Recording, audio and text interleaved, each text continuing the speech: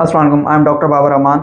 Heart के patients को abdominal pain या पेट का दर्द क्यों होता है? काफ़ी सारे ऐसे हार्ट के पेशेंट्स होते हैं जिनको एब्डोमिनल पेन की कंप्लेन रहती है।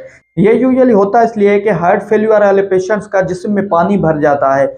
अब जो लेफ्ट साइड हार्ट फेल्यूर वाले पेशेंट्स होते हैं उनके लंग्स में पानी भरता है तो उनको सांस में तकलीफ रहने लगती है। लेकिन जो राइट साइड हार्ट फेल्यूर वाले पेशेंट्स होते हैं उनके पेट में पानी हो जाता है, उनके पाँव सूज जाते हैं, उनकी नसें फूल जाती हैं।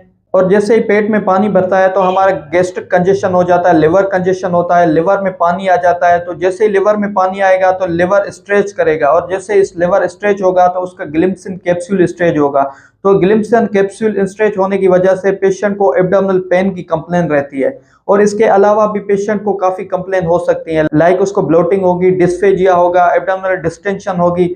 लेकिन मोस्टली पेशेंट एब्डोमिनल पेन की कंप्लेन से आते हैं। और इसके अलावा भी राइट साइड हार्ट फेल्यूर को काफ़ी सिम्टम्स हो सकते हैं।